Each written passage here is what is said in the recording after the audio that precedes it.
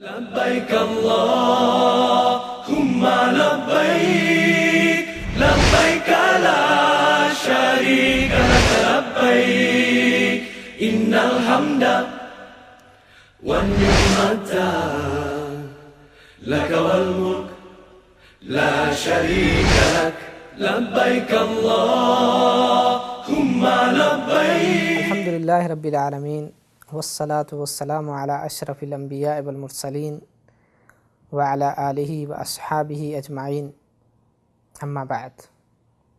قال الله سبحانہ وتعالى واتخذوا من مقام إبراهيم مصلى. محترم ناظرین، آپ دیکھ رہے ہیں پروگرام پیغام حج. اس پروگرام میں آپ کو خوش آمدید کہتا ہوں. محترم ناظرین، جب ایک حج کرنے والا اور عمرہ کرنے والا طواف مکمل کر لیتا ہے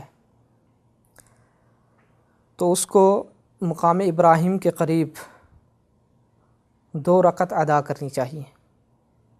اللہ رب العالمین فرماتے ہیں واتخذوا من مقام ابراہیم مصلی، کہ مقام ابراہیم کو نماز پڑھنے کی جگہ بناؤ. مقام ابراہیم یہ وہ پتھر ہے کہ جس پر کھڑے ہو کر ابراہیم خلیل اللہ علیہ السلام اور ان کے بیٹے اسماعیل علیہ السلام نے کعبۃ اللہ کو بنایا تھا، اور اس پتھر کے اوپر کھڑے ہو کے ابراہیم علیہ السلام نے بیت اللہ کی قواعد، اس کی بنیادوں کو کھڑا کیا تھا. شروع اسلام میں، بلکہ اسلام سے بھی پہلے، یہ خانہ کعبہ کے دروازے کے بالکل سامنے تھا اور قریب تھا، جڑا ہوا تھا. نبی صلی اللہ علیہ وسلم کے دور میں بھی ایسے رہا، ابو بکر رضی اللہ تعالیٰ عنہ کے دور میں بھی. عمر رضی اللہ تعالیٰ عنہ نے جب دیکھا کہ لوگ جب طواف کرتے ہیں تو ان کو تھوڑی سی دقت محسوس ہوتی ہے، تو انہوں نے اس کو تھوڑا سا پیچھے کر دیا. اس کے بعد بعض اموی یا عباسی خلفاء نے اس کے اوپر عمارت بھی ہر کسی کھڑی کی تاکہ لوگ جو ہے اس کے نیچے نماز پڑھ سکیں. اور پھر آج کے یعنی کہ جو سعودیہ کی حکومت ہے، انہوں نے پھر اس کے اوپر جو عمارت تھی، کیونکہ وہ طواف کرتے ہوئے کافی دقت محسوس ہوتی تھی، تو انہوں نے عمارت کو ختم کر کے ایک چھوٹی جو ہے وہ جالی کے اندر اس کو بند کر دیا.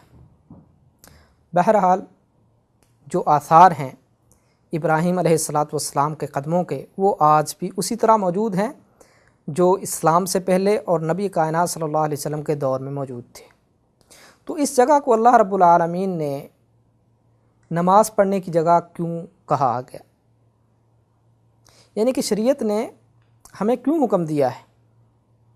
کیونکہ ہمارے اس پروگرام کا مقصد وہ یہ ہے کہ ہم جو بھی حج اور عمرے میں کام کرتے ہیں، کوئی بھی عمل کرتے ہیں، اس میں سے ہمیں جو سبق ملتا ہے، ہمیں جو درس ملتا ہے، اس کو ہم حاصل کریں. تو اس میں جو ہمیں سب سے اہم درس مل رہا ہے وہ یہ ہے کہ شریعت، اللہ رب العالمین اور نبی کائنات صلی اللہ علیہ وسلم ہمیں یہ سکھانا چاہ رہے ہیں، اور ہمارا ذہن اور ایک حج کرنے والا، طواف کرنے والا، عمرہ کرنے والا،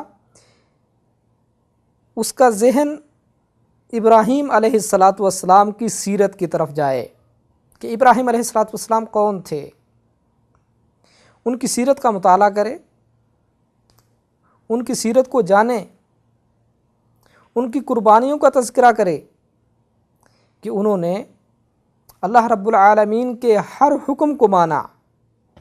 اللہ رب العالمین نے ان کو جس طرح سے بھی آزمایا وہ اس کے اوپر پورا اترے، حتیٰ کہ انہوں نے اللہ رب العالمین کے حکم پر آگ کے اندر چھلانگ لگا دی.